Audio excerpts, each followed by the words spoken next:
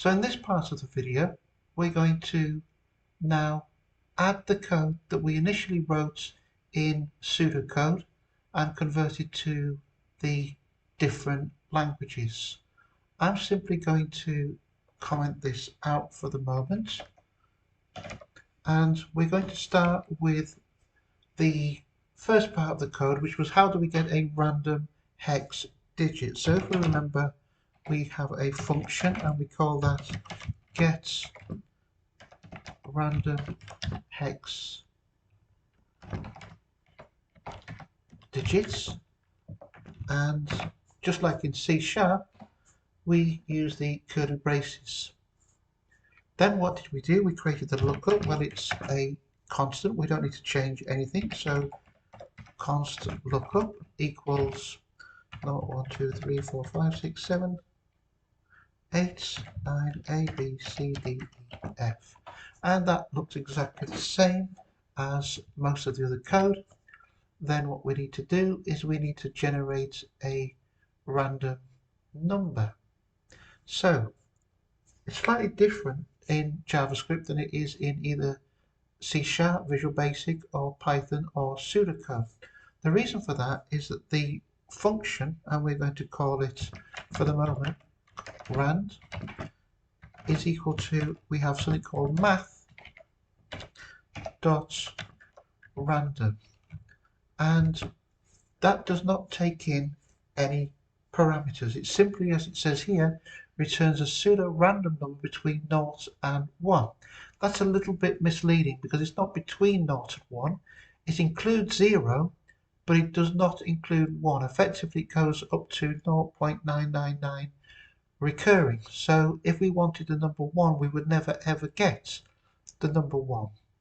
And so we have to use our logic skills to work out how we can do this. So if we were to multiply this by 15, then the maximum number we would get is 14.99999, and the lowest number we would get is 0. Well, we want 0, but we want to get to 15. So we could round everything up, and that would give us at 14.99 would give us 15, but everything from 0 upwards would round up to 1. So that won't work. However, if we change that to times 16 and round everything down, and so what we can do then is we can then do something called math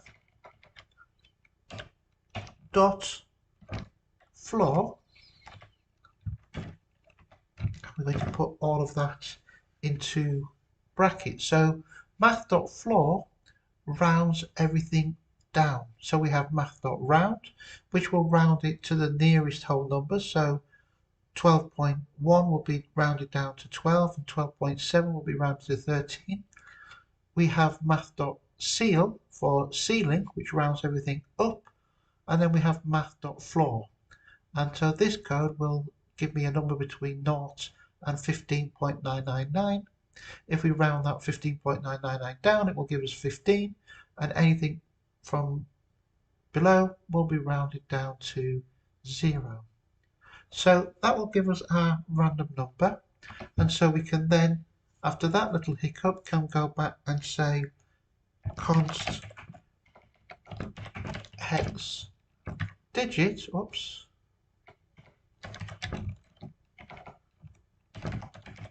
is equal to, and it's exactly the same code as before, where we have lookup at the index of whatever random is, and we can then simply return hex digit. Now, a number of people might be screaming at the screen saying, well, we could just simply return hex digit and not have that line there. In fact, we don't even need to return hex digit equals, we can just say return that value. And yes, you could, but particularly when I'm wanting to debug, particularly when I'm struggling with some code, I think it's important that you put that line in here so that we could put a breakpoint on here and look at hex digit so we can see if there's anything going wrong. So that's why I prefer to do that. Of course, you'll see here that's the case. So what did we need to do next? Well, we then said we had a function called get hex color, and that didn't take in anything. And what did we do here? Well, we said first of all that we want to create something called a color string, and we initialize that to be a hash. And we then said we need to loop 6 times, and this code is identical almost to the C#. We can say for let C is equal to 0, C is less than 6, and increment C. Don't forget our curly braces. And what did we do? We said digit is equal to the get random hex digit, and then we said that color string is equal to color string plus digit, and then we can simply return color string, and that should get us a hex color. And so now what we can do is we can actually call, we can say const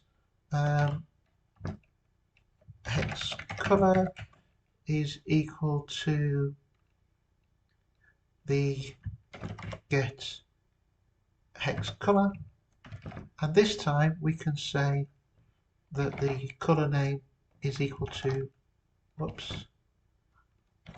color name is equal to that hex color. So now when we run this, we should get a random number, a random color at the start.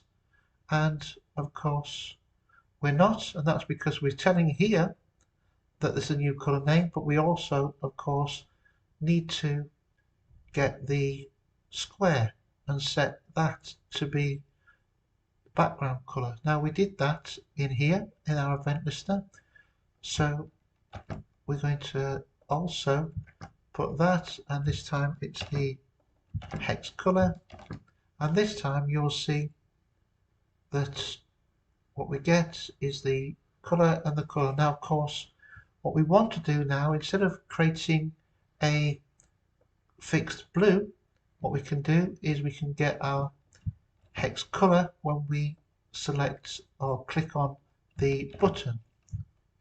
So now hopefully if we change this, we can now see that the color changes and that the color is displayed down below. And that is the end of that. We've seen over the last few videos how to create this markup, how to act on a button click and just change it to a fixed color and show the color string below.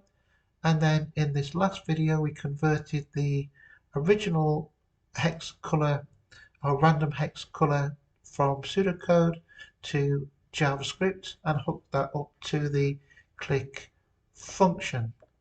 And hopefully that should help you with your A-level OCR.